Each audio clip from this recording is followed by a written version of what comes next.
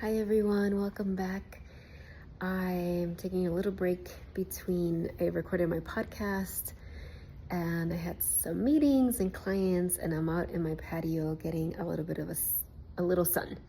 So I wanted to do today's recording, and which is all about loyalty. Something that came up actually with a few of my clients recently, which is so interesting.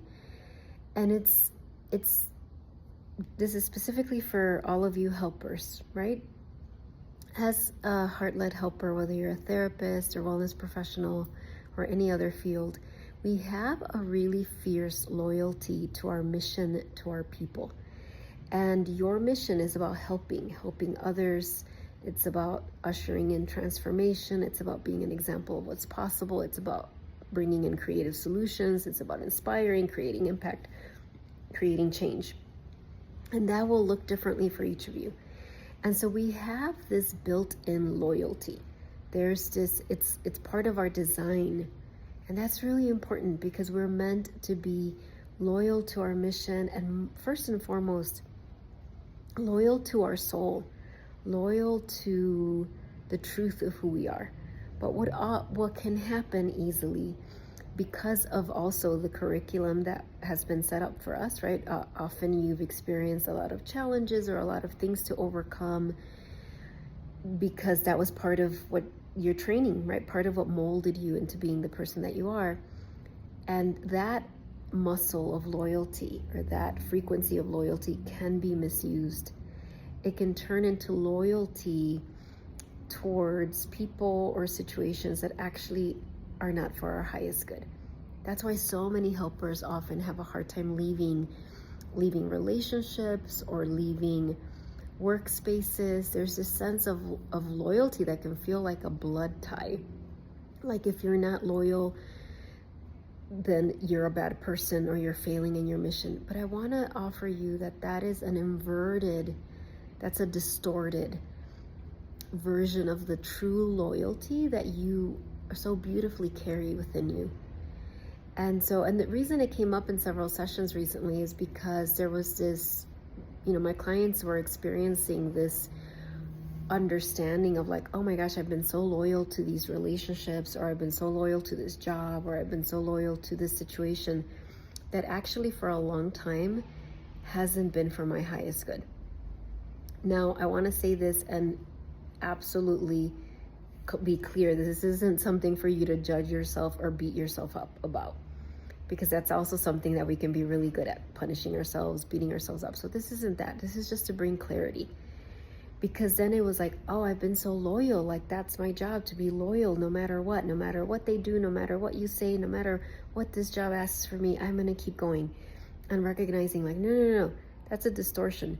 That loyalty needs to be turned inwards. That loyalty is towards yourself, towards your heart, towards your soul, towards your true desires.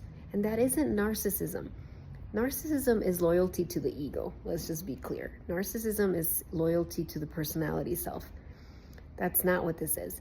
Loyalty to your soul. Remember, your soul is unconditionally loving, infinitely wise, always has the good of the whole in mind.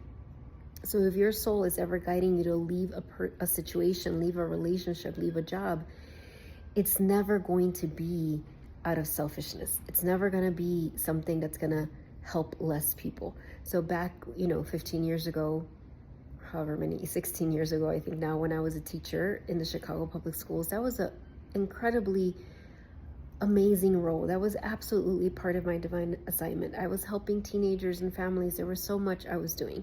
And when my soul guided me to leave that job, it could have been very easy for me to go into this false loyalty of like, oh, but I couldn't leave them.